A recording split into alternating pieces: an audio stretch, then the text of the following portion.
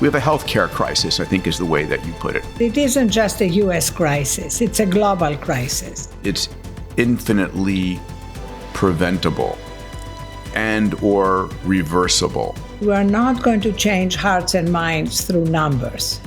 We need to tell stories. I wanted to do something more. I wanted to help people change behaviors, elevating these issues from the warm and fuzzy, nice to have, to kind of business imperatives. We call them productivity multipliers.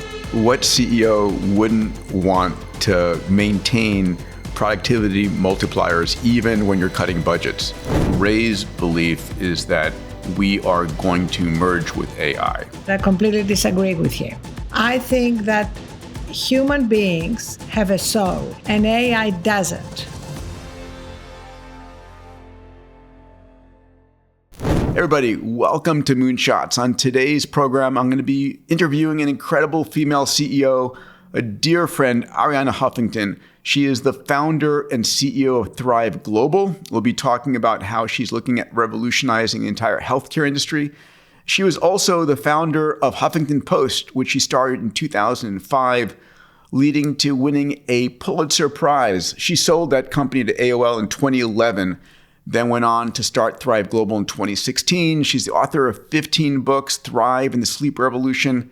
She's incredible, and then went on to partner with Sam Altman and OpenAI to create Thrive AI Health. By the way, Arianna Huffington is going to be with me on stage at my private event, Abundance 360, next March. I usually don't open it up to the public, but if you're interested, I do reserve 5 tickets for Moonshot listeners. If this is you and you want to talk to my team about it, click on the link below or go to abundance360.com. All right, let's jump into the episode. Hi, Arianna. Hi, Peter. Τι κάνεις? Καλά. Πολύ καλά. Πώς είστε? Πολύ καλά, πολύ καλά. You know, this is going to be conducted in Greek, right? We're going to translate, this podcast, this Moonshot podcast goes out in Portuguese, and we're going to put it out, this one in particular, in Greek, so we won't have to translate that part. But it's great to see you. I'm in Santa Monica this moment. Yourself in New York? And I'm in New York, but as you know, I spent quite a bit of time in LA. I still have my home there. How long have we known each other now? It's been a while. We met shortly after I launched the Huffington Post at a dinner that Larry and Sergey had for you in San Francisco. And you invited me to join the board of X Prize. Yeah. So it must have been 2004. So Larry joined at the end of late 2004, which is probably when I invited you as well. We had quite the board. We had you and Larry. Elon was on the board. We brought Jim Giannopoulos. James Cameron had joined. It was quite a rock star. The board grew to like 25 people, to the point where I couldn't call a board meeting anymore because it was impossible to get everybody's schedule aligned. It was crazy. But no, man. Amazing, great, amazing board meetings. Yeah, you know that this year, Arianna, is our 30th anniversary. So we've known each other for 20 years. Yes. Happy anniversary. I'm not sure. It's longer. Our friendship has lasted longer than my marriage. That's good. It only lasted 11 years. Your marriage has been much more successful. It's tough. Marriage is tough. It's part of the stressors in our health, but it's an important part of our health as well. Yes. It's interesting. This is our 30th anniversary, Arianna. We've launched 30 X Prizes, about close to $600 million in cash purses, driving nearly $10 billion in R&D. So very proud of what we all created together. It's been quite the journey. I'm very proud of you. It's been really incredible. And I'm proud of you. Man, you are quite the entrepreneur, young lady. It's amazing. In your intro, I was just noting all of the different successes you had. And, one of the things, we're going to get into healthcare, how insane our healthcare system is, how broken it is, the importance of using tech and AI to bolster us, and what you're doing with Thrive Global. But I want to hit something else. A lot of our listeners around the world are entrepreneurs. Yes. And we're so driven, and in our early entrepreneurial careers, you at Huffington Post, myself at X Prize and my other space ventures, where you've got this insane dream, this moonshot you're going after, and you're willing to work at it 24/7 and sacrifice everything to it, relationships and health. What advice do you have for entrepreneurs in that mind? Well, my advice came from my own experience and from tons of science and data. 2 years into building the Huffington Post in 2007, I had bought into this collective delusion, as I call it. I love that, collective delusion. In order to be the super founder and super mom of my 2 little girls, I didn't have the luxury to take care of myself. Sleep, to eat right, exercise, etc. And I literally collapsed. I hit my head on my desk, broke my cheekbone, and that was the beginning of my journey. Yeah. To not just change my own behavior, but become an evangelist about encouraging entrepreneurs and others to really look at the data and the science. It's kind of ironic, Peter, because as entrepreneurs, we are very data-driven. We look at all the metrics. Mm-hmm. And yet, when it comes to the unequivocal science that we are going to be the most productive, most creative versions of ourselves, if we also take care of ourselves, we tend to ignore it. Yep.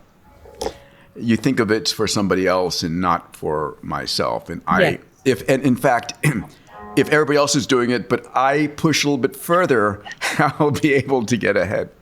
So, at the Huffington Post, after my own collapse, I started covering these issues exhaustively. And I remember sitting at a dinner with Jeff Bezos, and he said to me, I had just written my book on sleep. Mm-hmm. And he said, I sleep for 8 hours a night. I said, you do? He said, yes. He said, I have analyzed my decisions. And when I'm sleep deprived, my decisions are not as good as I have gotten a good full night's sleep. And he said, as a CEO of Amazon, which he still was at the time, I am judged by the quality of my decisions, not the quantity of my decisions. That's amazing. That's actually brilliant of him. It is amazing. And I said to him, you must write about it. He said, no, I'm private. I don't want to write about it. I said, it's not about you. It's about teaching people who admire you, admire your success, how to do it. And finally, after I kept texting him for 3 months, he did it, I think, to get me off his back. And then, CNBC picked it up, different business publications. It became a part of the culture. Mm-hmm. So Satya Nadella is another one who talks about how much sleep he gets. I was at a Microsoft CEO summit, and he came up to me and he said, I didn't get all the sleep I wanted last night, so I won't be my best. So these are people who are incredibly effective, incredibly successful, who also know that if they take time to unplug, recharge, they're going to be the best versions of themselves. And also, Peter, we see that from athletes, right? Sure. Elite athletes know that recovery is part of peak performance. It is. And, I changed my tune, all through medical school, all through graduate school. And the first 20 years of an entrepreneurship, I'll sleep when I'm dead was my motto. Yeah, I know. And it was like minimizing. I remember having lunch with you at the Crosby Hotel in New York. You could barely finish your lunch because you were rushing to get a plane.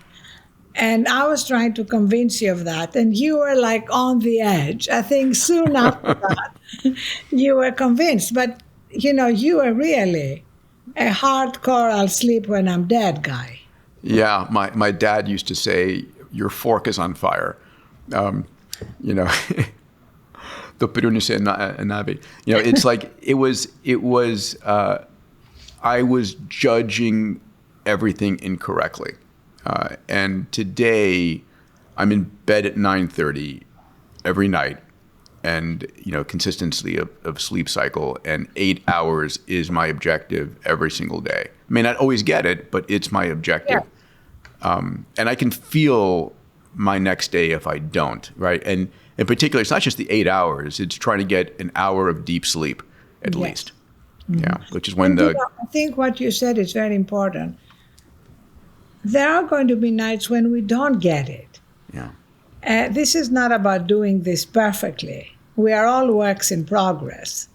And the worst thing we can do is judge ourselves when we don't get it. Mm. Judgment, and we'll talk about this later, we judge ourselves. Humans around us inherently judge us and we each other. And the beautiful thing about AI is it doesn't judge you. That's one of the most spectacular things. There's not that sense of, oh no, I have to lie to it because it will think badly of me. You can be completely honest, and it's going to be empathic and sympathetic, and we'll get to that in a little bit. I want to start with you and I have a common passion and belief that we need to completely destroy, obliterate, burn down, and sprinkle holy water on the current healthcare system. And it needs to be reinvented because it is, and I won't say that as dramatically, but the healthcare system is broken. And the numbers, and it's not just healthcare, it's the food system, and it's many different elements of our society. We have a healthcare crisis, I think is the way that you put it, right? And I wrote down a few stats, and I know you have some of your favorites too. And again, because we're speaking to entrepreneurs going after moonshots, I think one of the biggest opportunities on the planet is the fixing this healthcare crisis and delivering new systems, new capabilities. And I'd like to give some of the stats as motivations, mm-hmm. if you don't mind. I'm happy to go first. If you have your favorites, you can go as well. I've written things down. I don't know if you have these memorized or not, but it's crazy. Well, first of all, we should stress, because this is a global audience. Yes. That it isn't just a U.S. crisis. It's a global crisis. Correct. We have over 8 million people in line for healthcare in the United Kingdom.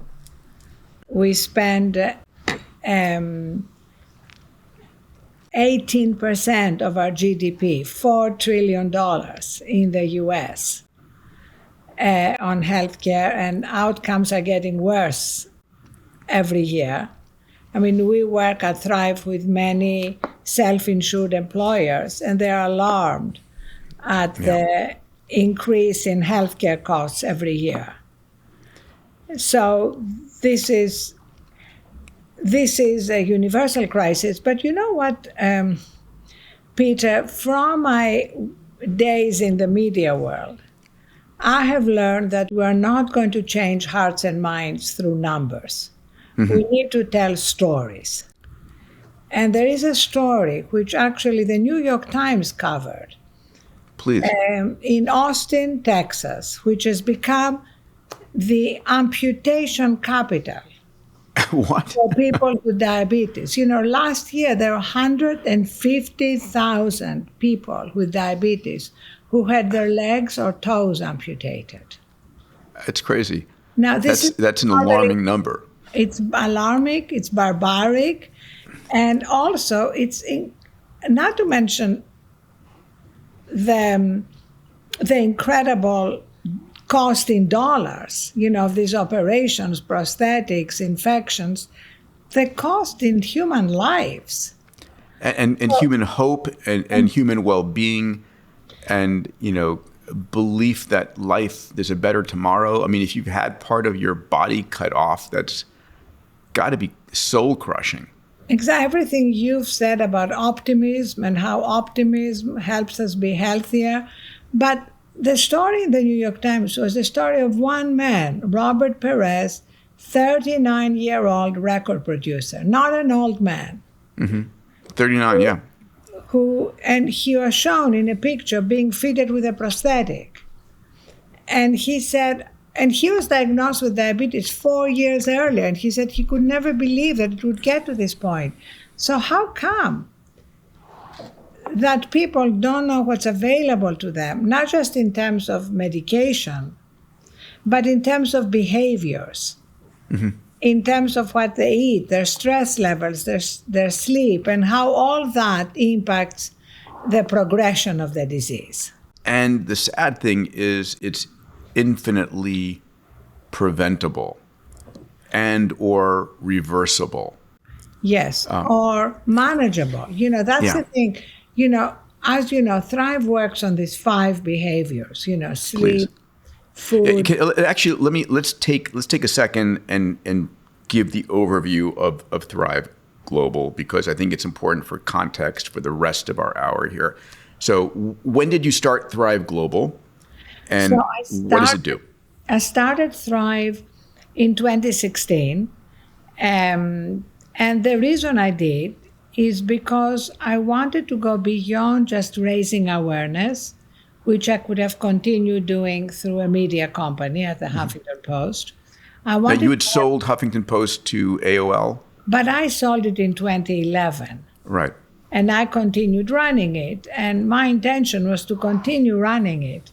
But after I started covering these issues exhaustively on the Huffington Post, writing 2 books on the subject, Thrive and the Sleep Revolution, I wanted to do something more. I wanted to help people change behaviors.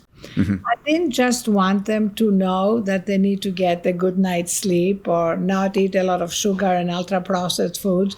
I wanted to help them do that.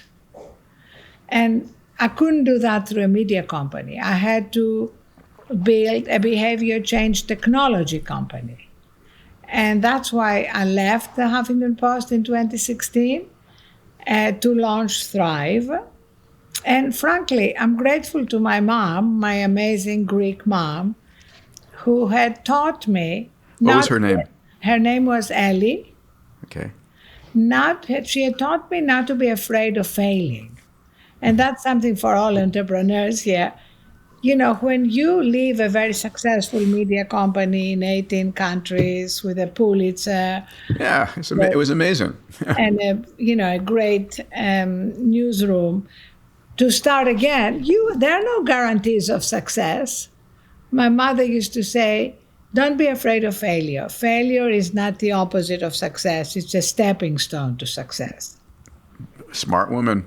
So I literally left Sophia. the house, Sophia, started Wisdom. again, raising money, hiring people, etc. And the goal was to be a B2B company where we could go into enterprises and help them reduce stress and burnout and make the connection between improving well-being and health, reducing stress and burnout, and improving business metrics.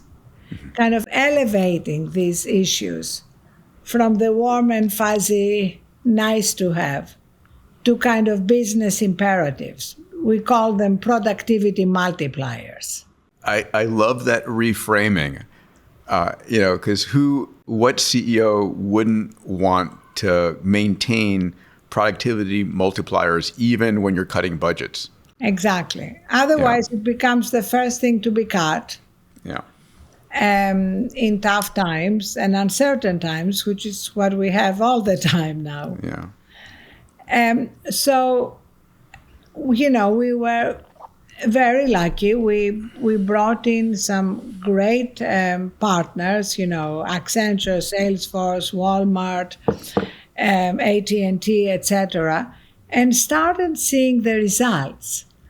And the results that got me to move more and more towards health are the results at Walmart, because we're in our 6th year there, working with many of their associates, as they call their employees, who are minimum wage, who, through these 5 behaviors that we work on, sleep, food, exercise, stress management, and connection, started having real health results, reversing hypertension, reversing diabetes without obviously any medical interventions. This is all digital, what you call these micro steps. Micro steps, yes. Yeah. Our behavior change methodology, we have a great scientific board. BJ Fogg from Stanford is the chairman. Great behavior change economists like Kevin Volpe and David Arsh from Penn.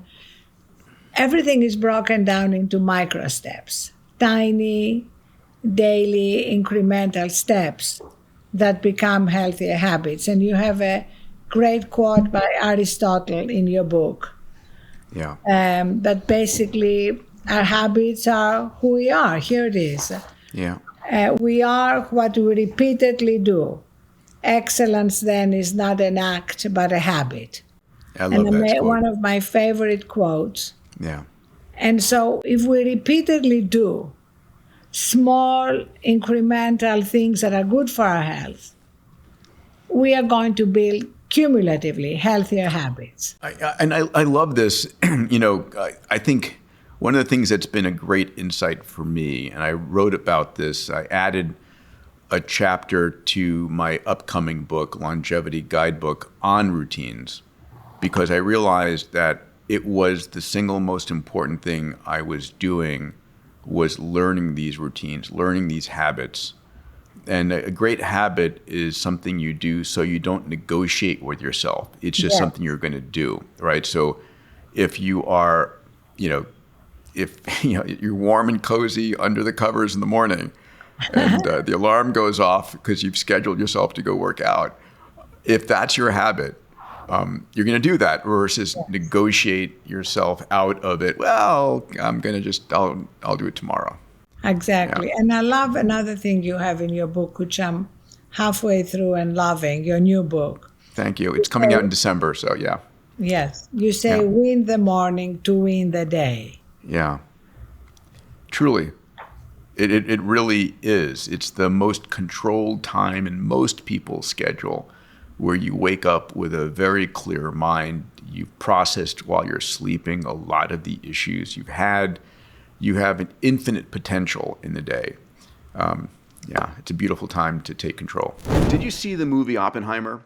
If you did you know that besides building the atomic bomb at Los Alamos National Labs, that they spent billions on biodefense weapons, the ability to accurately detect viruses and microbes by reading their RNA? Well, a company called Viome exclusively licensed the technology from Los Alamos Labs to build a platform that can measure your microbiome and the RNA in your blood. Now, Viome has a product that I've personally used for years called Full Body Intelligence, which collects a few drops of your blood, spit, and stool and can tell you so much about your health.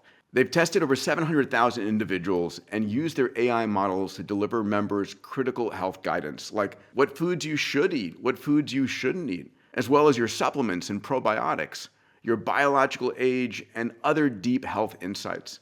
And the results of the recommendations are nothing short of stellar.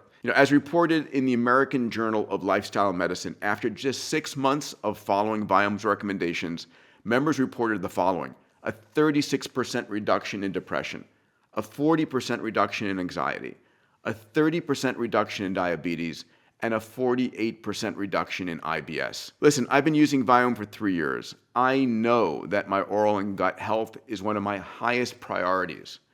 Best of all, Viome is affordable, which is part of my mission to democratize health. If you want to join me on this journey, go to viome.com/Peter. I've asked Naveen Jain, a friend of mine who's the founder and CEO of Viome, to give my listeners a special discount. You'll find it at viome.com/Peter. Arianna, those 5 elements are so critically important. And I do want to hit just a couple of points on the numbers. And you're right. it is, we learn in story. And for any entrepreneur, it's like giving numbers is one thing, telling great stories is 100 times more powerful, which is why Arianna is such a great entrepreneur. But I am going to hit a few numbers here. And the thing that is so scary is the healthcare obesity epidemic, right? We're at 41.8% obesity in the US and rising. And it's causing diabetes and heart disease and cancer.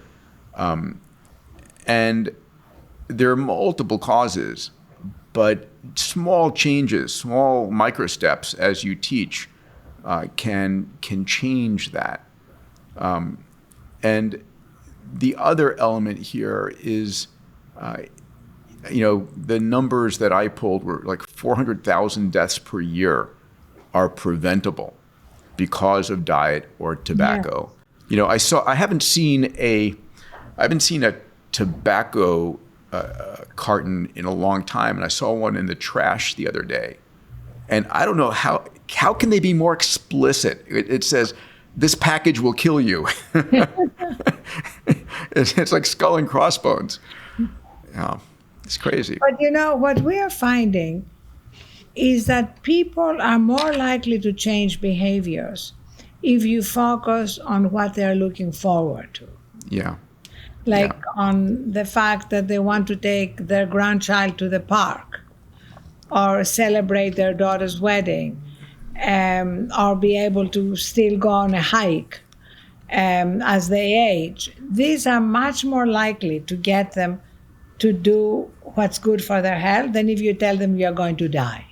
Yeah. And that's why behavior change methodology is so important. And Peter, we have been doing it wrong for so many years. First of all, we've been focusing on New Year resolutions, which tend to be abandoned within 2 to 3 weeks in January because they're so big. They're like, I'm going to go to the gym first thing in the morning for an hour every day, or I'm going to completely give up sugar. I know you and I have completely given up sugar, but it was gradual for me. I didn't wake up one day and did it. And now it's like effortless.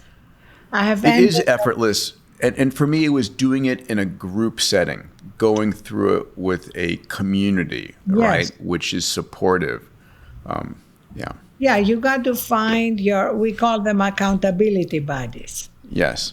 People who will support you. And then you begin to feel better. And it becomes easier and easier until there's no more self-negotiation. It's like you don't have the dessert put down in front of you, period. Yeah, that's my hack. I don't want to see it. I don't want to be negotiating with myself. I don't want to be tempted. Just also, no. You have to know yourself. I have an addictive personality. Mm-hmm. Like, there are people who can say, I'm just going to have a bite of this dessert. I'm just going to have a bite person. Right. I'm not going to have any, or I'm going to have the whole thing.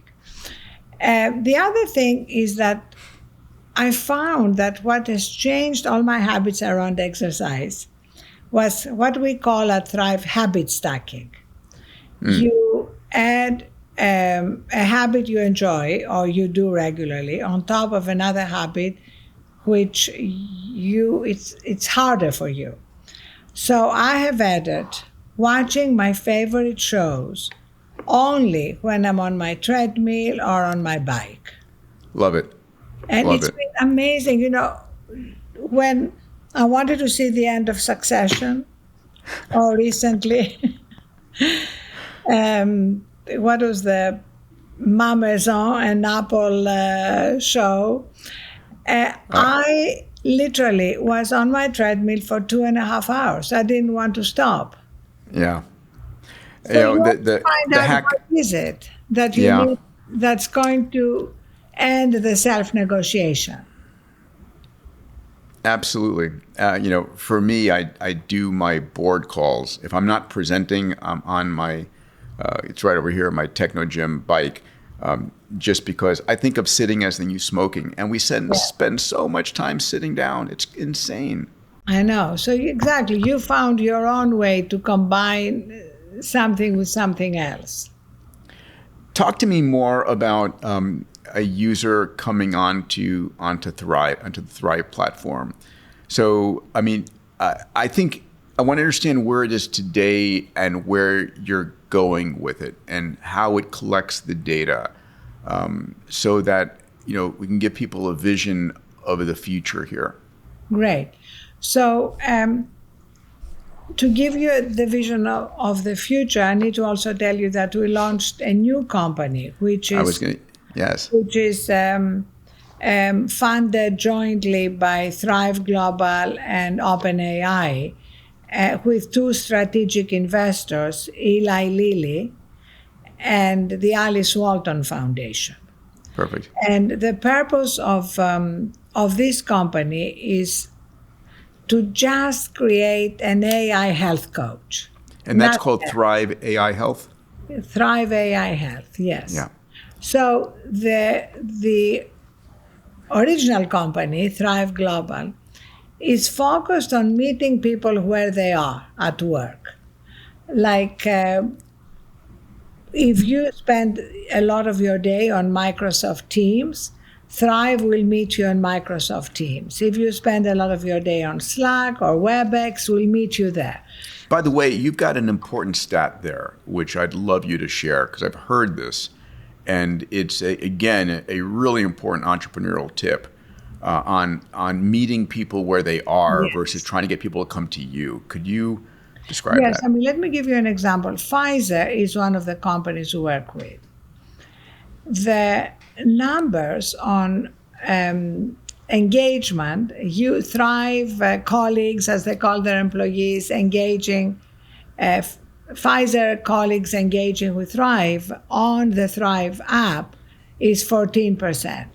14, okay. Pfizer colleagues engaging with Thrive, exactly the same content, the same micro steps on Microsoft Teams is 76%. Because they're there already. Because they're there. We come to you.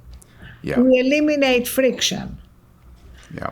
And I think that's such an important lesson for entrepreneurs to realize,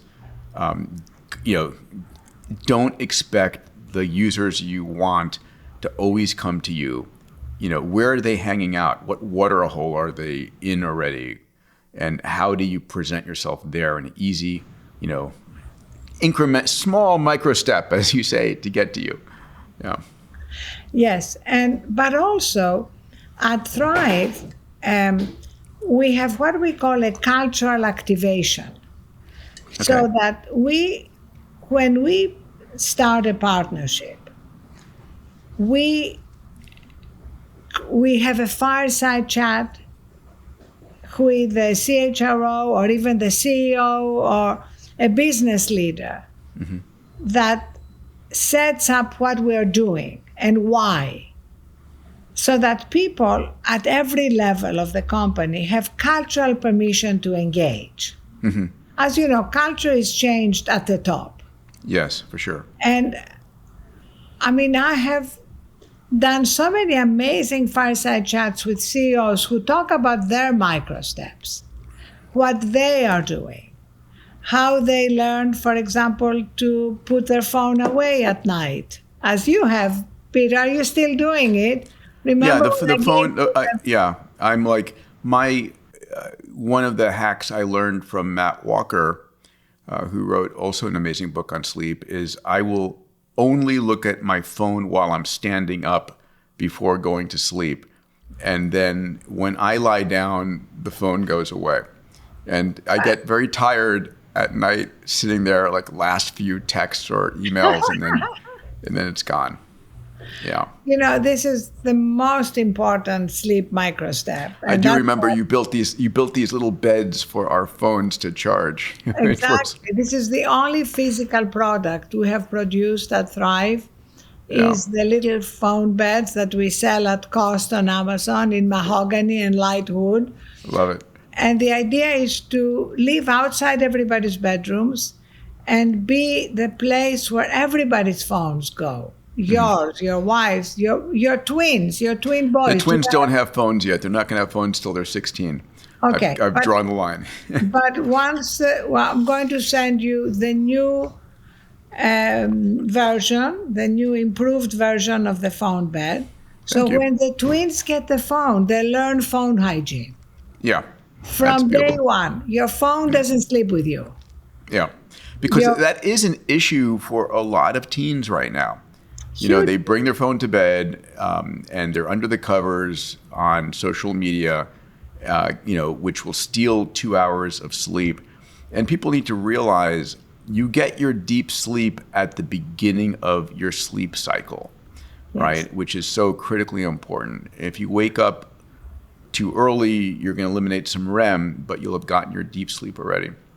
But that's why, you see, by having this cultural activation, these fireside chats, these webinars, leadership journeys, we have over 50 facilitators.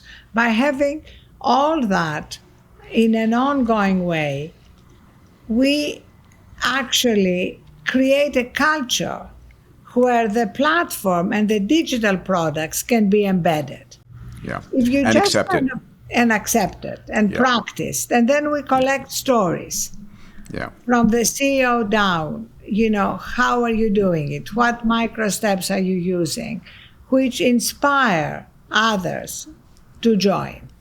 You know, one of the things that you did as part of this is your reset program. Yes. Right, which I found fascinating. Can you explain what that is? And I think we have teed up a 60-second Arianna reset. So it's actually kind of one of my absolute favorite features at Thrive, because in 60 seconds you can have such an impact. It's based on the neuroscience, as you know, that while stress is unavoidable, there is nobody who has a stress-free existence. Cumulative stress is avoidable. And it takes 60 to 90 seconds to move from the sympathetic to the parasympathetic nervous system, away from the fight or flight response. Yes, to the rest and digest, yes. Exactly. So whether you are on Teams or WebEx or Slack or on the Thrive app, you have access to hundreds of Thrive resets that have a breathing bubble so that you can breathe consciously, because as you know, our breath is our superpower. Music, images, quotes, and you can pick what you like.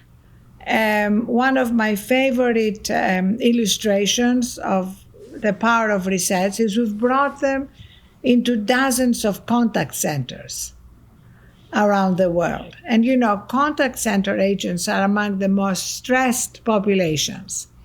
And because time is so precious, we only give them 3 resets a day. The employer decides what the triggers are. The results have been amazing. The results in productivity, in customer success. But my favorite data point is Synchrony, the financial company, did a survey and asked their agents, do you prefer continuing to get 3 Thrive resets a day or get 3 5-minute breaks? So 15 versus 3 minutes. And 76% said we'd rather get the resets. Wow. Because if we get the 5 minutes, they talked about what are they going to do? They're going to go doom scroll the news, or go on Instagram and get more stressed out, comparing their lives to somebody else's life. And this is like a 60-second reset. It's a fuel for your soul.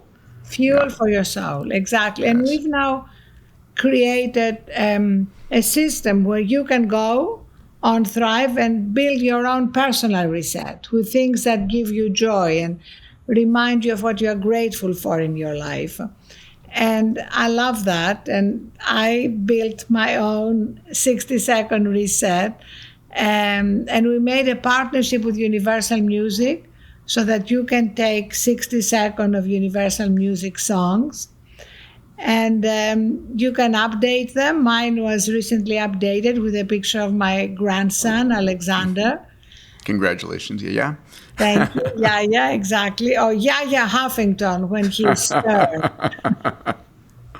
Well, why don't we take a look at your reset video so people can see what this is and how the power with imagery and music to calm your soul and to put you into that parasympathetic mode. We've talked about this before of just taking a few deep breaths, and in particular before eating your lunch or dinner, so you can put yourself into a rest and digest situation instead of a fight or flight, which is the wrong place. First of all, to be making decisions from, and secondly, to be consuming your nutrients. So if we could, let's play Arianna's reset.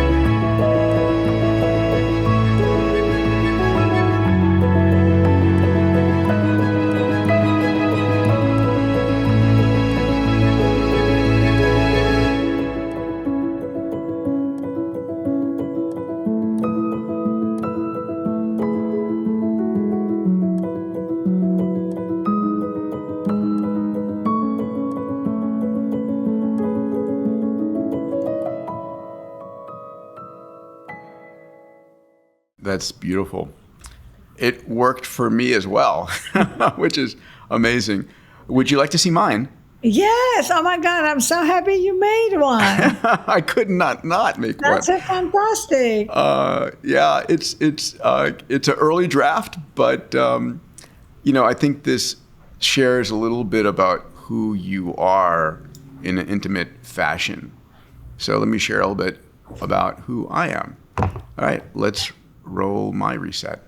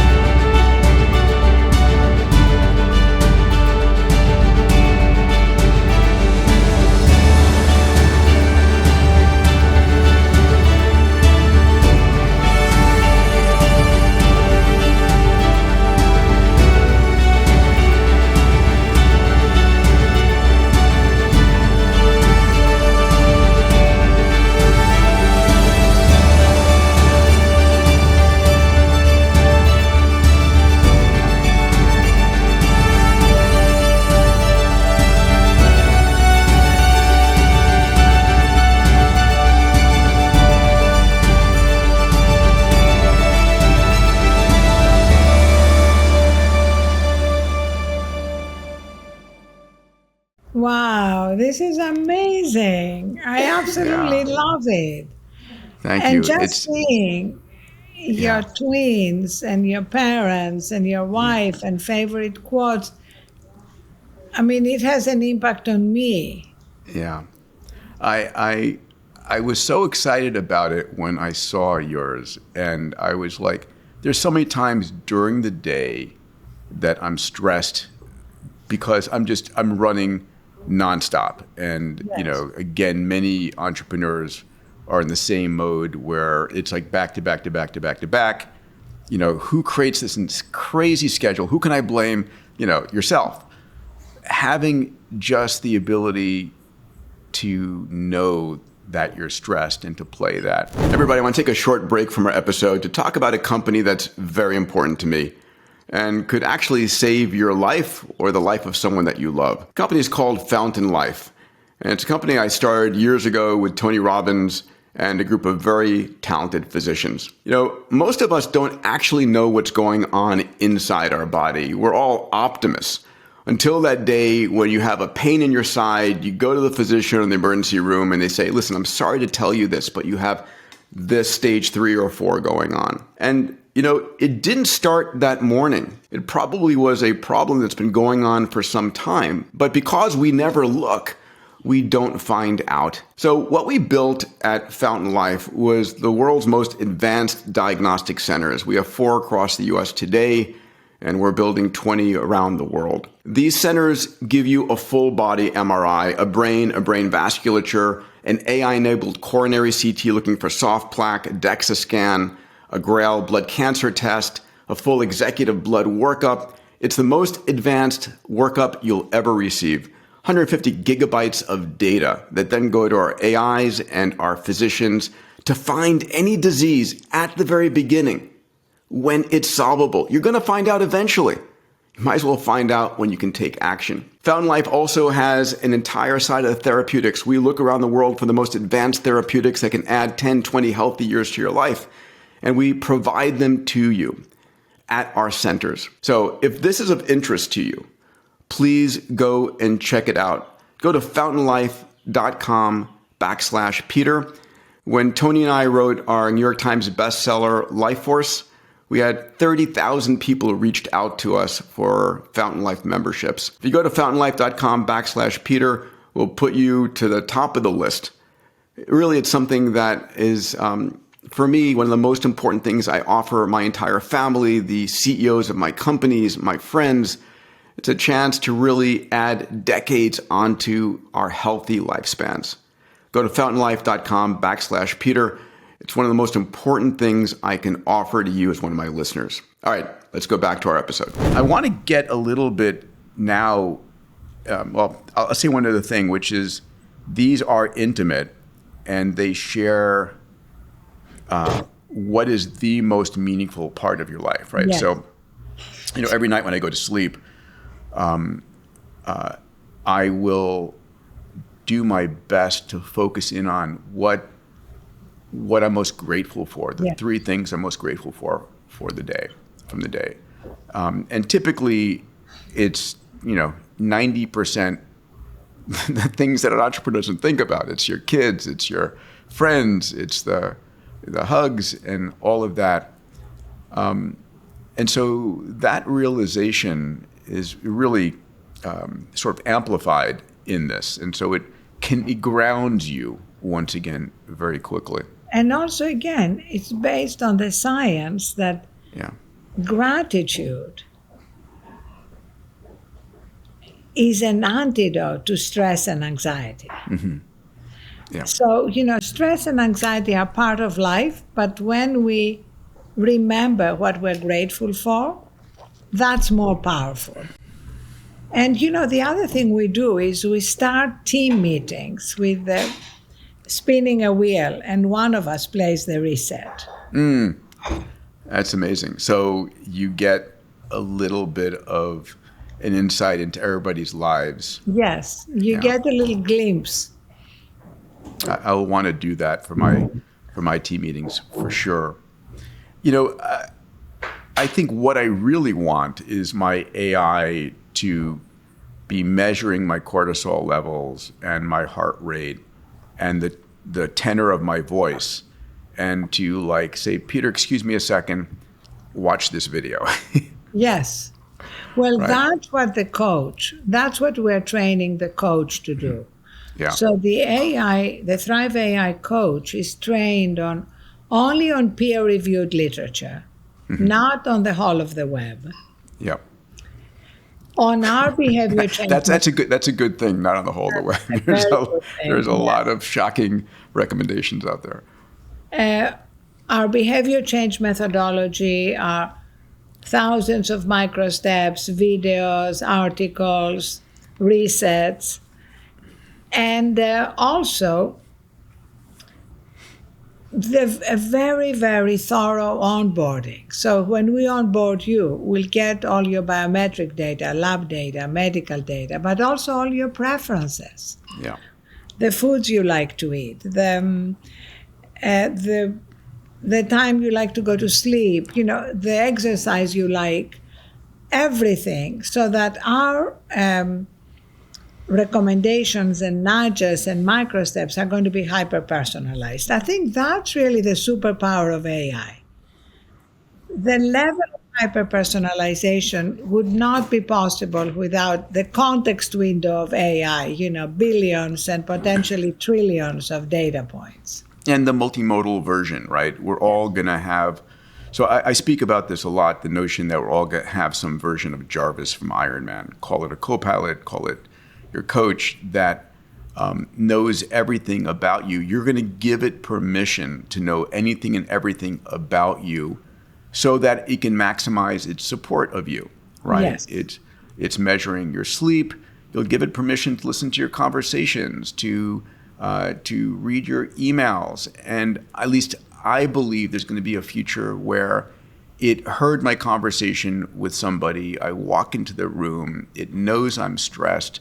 The music changes. My reset video comes up on the screen. And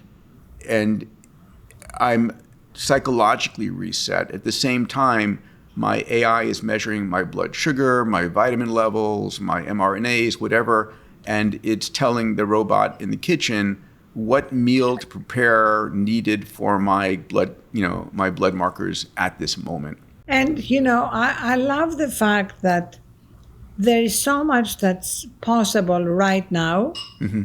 And then there are things that are going to be possible maybe sooner than we think, like a robot in the kitchen preparing our meal. But I think it's important to know how much is available right now. Yeah. Because people are hurting. Yeah, and I love the fact that you've really you and I have approached this from two different ends of the spectrum. But Thrive Global and Thrive AI has really made this possible on a de minimis cost, right? And I think the fact of the matter is this is a price that an employer is willing gratefully to pay because of increased productivity and less days missed and reduced healthcare costs. And it's a win-win-win. And I'm sure the numbers are pretty dramatic. I quoted you in the book about some of the numbers. Do you have them there accessible? Well, the numbers are dramatic, and thank you for quoting them in the book, both in terms of productivity, absenteeism, recruitment, all the metrics that matter to an employer. But also, Peter, what we are doing now, and that's kind of the additional new part for Thrive, is working through big companies like Eli Lilly. So neither Thrive Global nor Thrive AI Health are going to be a consumer product. At some point, maybe Thrive AI Health will launch a consumer product, but right now, the model is B2B and B2B2C. Yeah.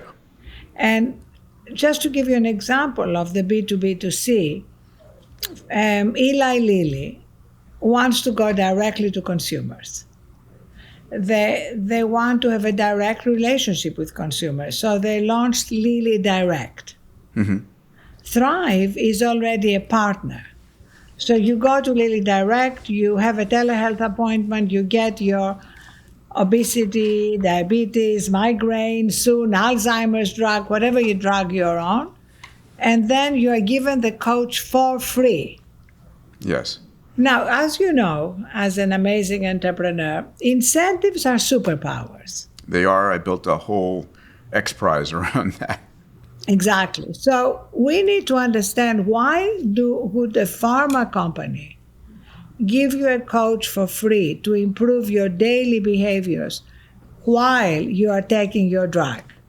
And the reasons are so clear. One of the biggest problems pharma companies have is adherence. Yeah. 25% of people do not even fill the first prescription. Now, if they have a coach that is involved in their daily behaviors, and their relationship is not just transactional, but much deeper and more intimate, you are improving adherence categorically. Yeah. And also another thing is pharma companies, PBMs, payers, providers are dealing with a reputation problem at the moment. Yes, they are.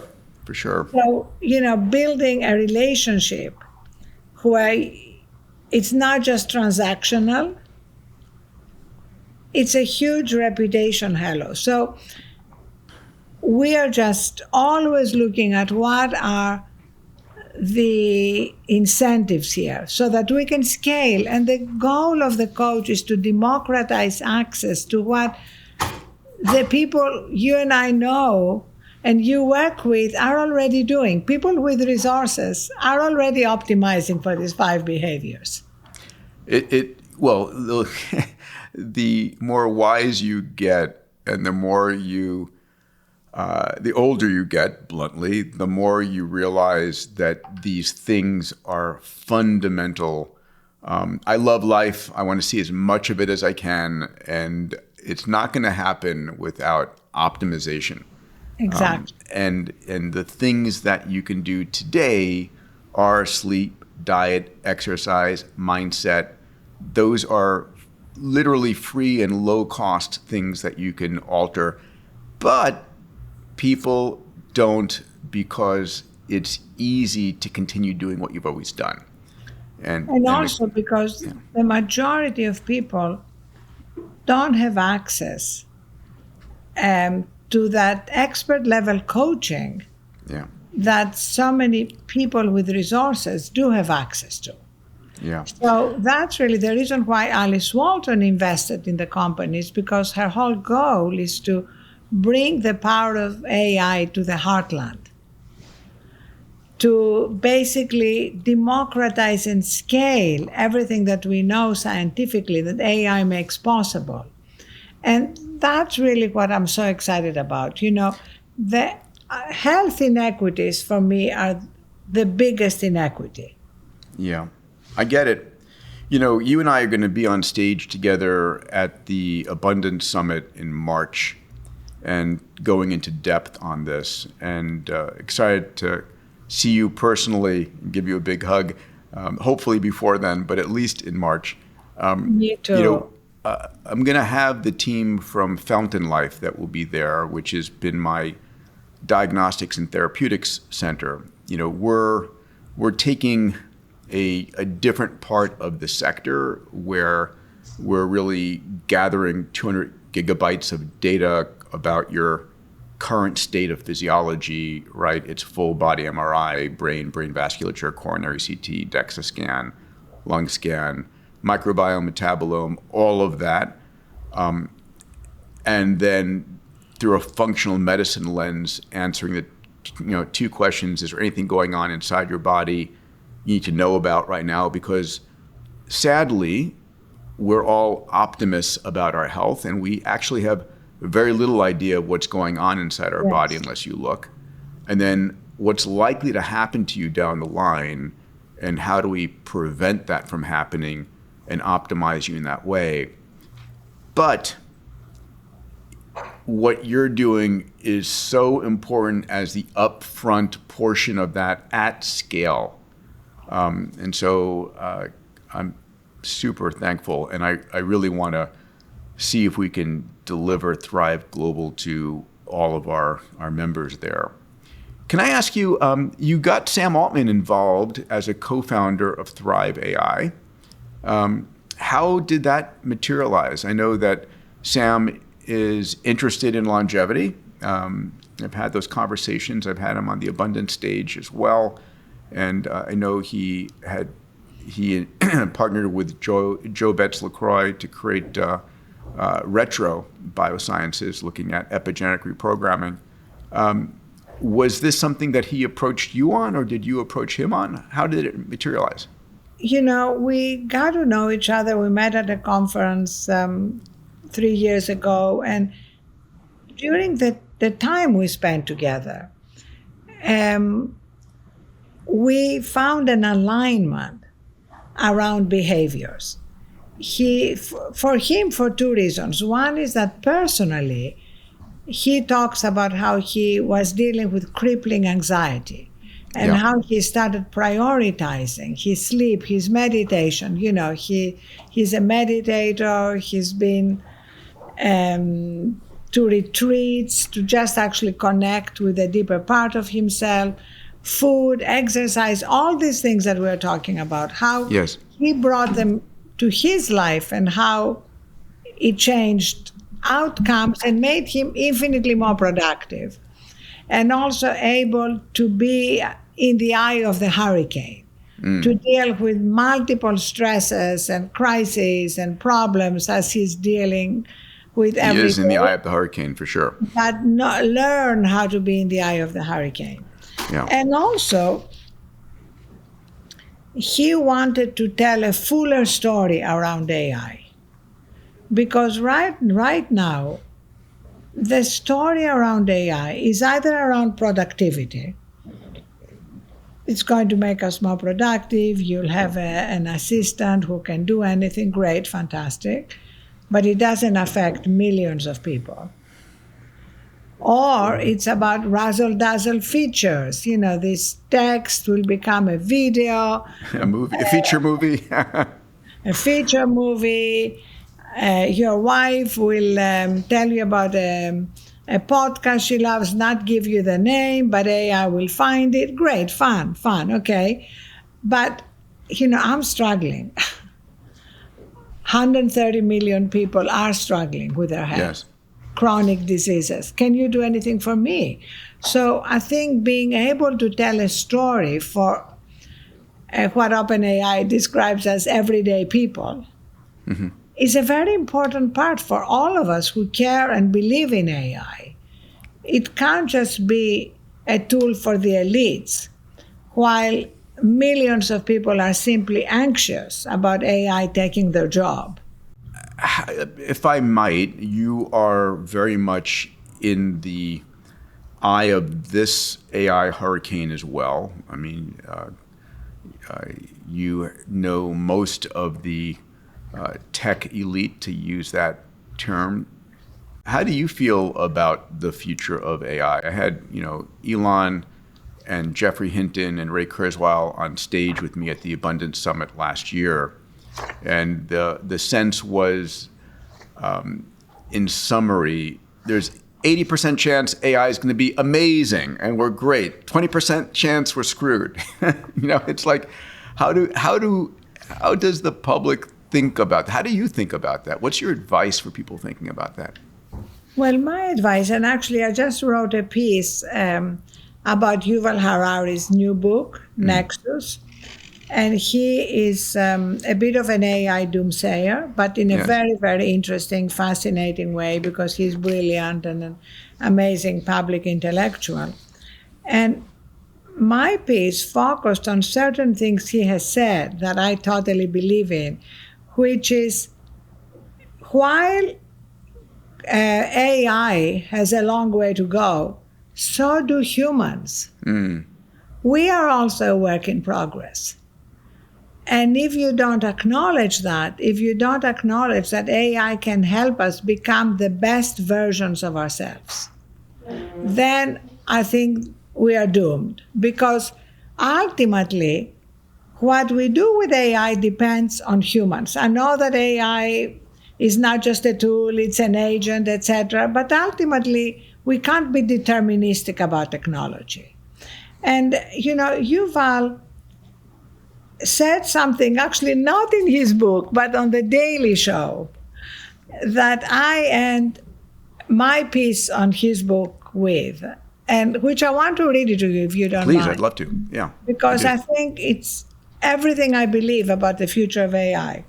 He said, if for every dollar and every minute that we invest in developing artificial intelligence, we also invest in exploring and developing our own minds, it will be okay. But if we put all our bets on technology, on AI, and neglect to develop ourselves, this is very bad news for humanity. I get that. And of course, there are 2 points of view here. Ray's belief is that we are going to merge with AI. Definitively, we're giving birth to a new species. AI is our progeny. We're feeding it on our data, and it's becoming godlike with a small g, omniscient, omnipotent, omnipresent in so many ways. But there's a sense that we will be able to merge with it into the future. I like to say, quote one of the Singularity faculty, Neil Jacobstein, who said, "I'm not worried about artificial intelligence. I'm worried about human stupidity." But my point is that human stupidity is obviously a fact of history, but it doesn't have to be. And I love Ray. I think Ray is totally brilliant, but I completely disagree with him. I think that human beings have a soul, and AI doesn't. And the more we can connect to our soul, we will connect to our own wisdom. And when we connect to our own wisdom, we can yet use AI to be the best versions of ourselves. And, Solzhenitsyn had this great quote about how every human being is a mixture. He actually said the line between good and evil goes through every human heart. So how can AI help us activate the best part of us? That, for me, is the greatest hope of AI. Yeah. And AI doesn't have a soul, it doesn't have consciousness, and we do, and we need to access it more.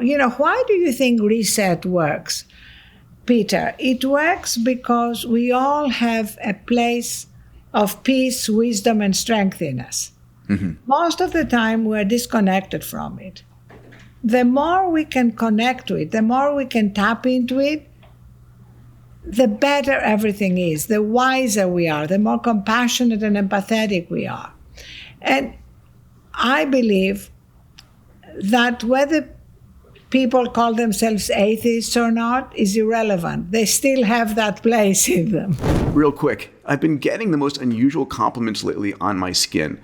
The truth is, I use a lotion every morning and every night religiously called OneSkin. It was developed by 4 PhD women who determined a 10 amino acid sequence that is a senolytic that kills senile cells in your skin.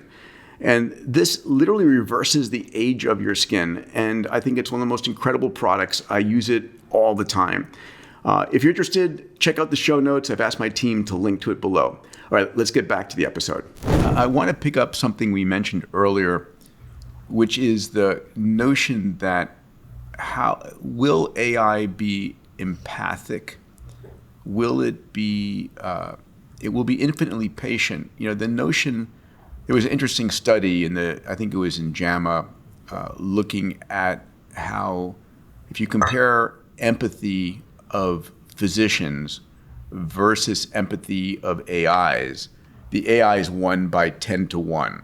That, the AI was infinitely patient, infinitely there to reflect back on you what you said, while a physician, I was talking to a doctor yesterday who has transitioned in her practice, but she says, I had an iPad with a countdown timer. The patient would walk in, I would hit it, and it would count down from 7 minutes, and by the time it was 0, that patient was out the door with or without all the questions being answered. And that has been American medicine, filled with paperwork and insurance forms and all of that stuff.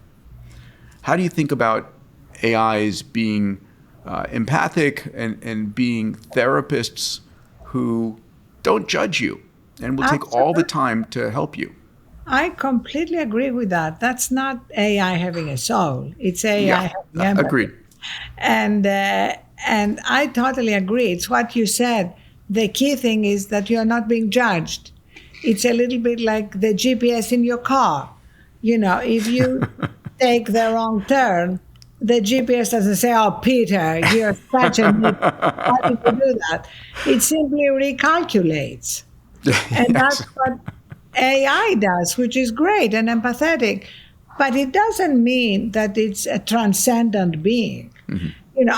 I happen to be a deep believer in a transcendent reality. whatever religion you are, at the heart of it, in its esoteric form, whether it's Christianity, Judaism, Islam, Judaism, there is that truth that unites us. And as I said, most of the time we're not connected to it. Mm-hmm.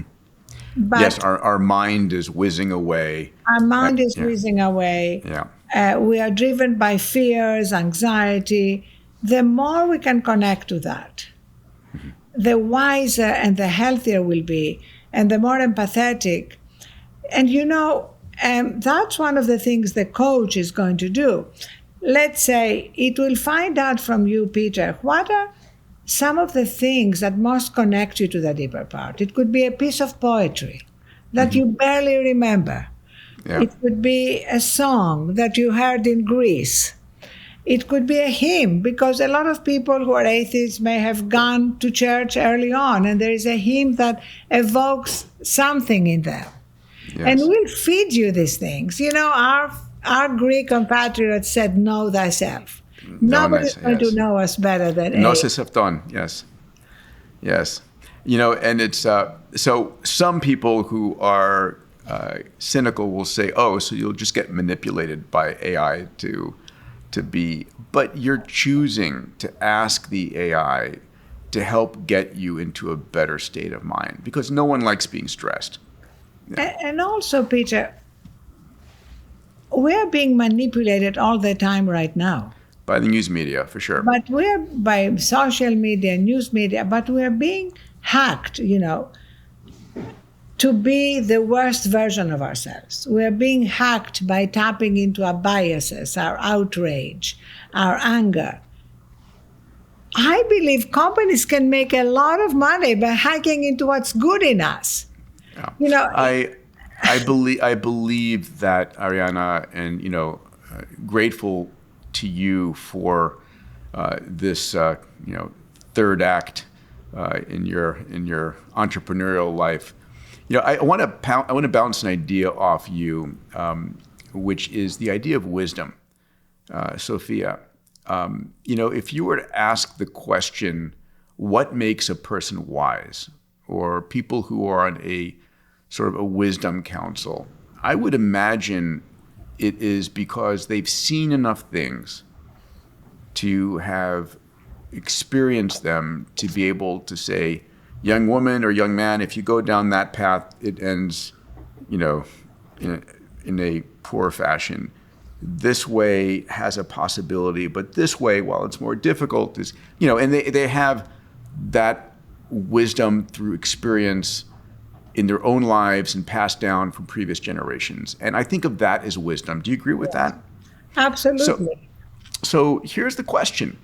I think we're going to see a world in the very near future where AIs are able to simulate billions of scenarios in society to be able to say probabilistically, for the situation that you're in, this is the path that is the greatest probability of a positive outcome.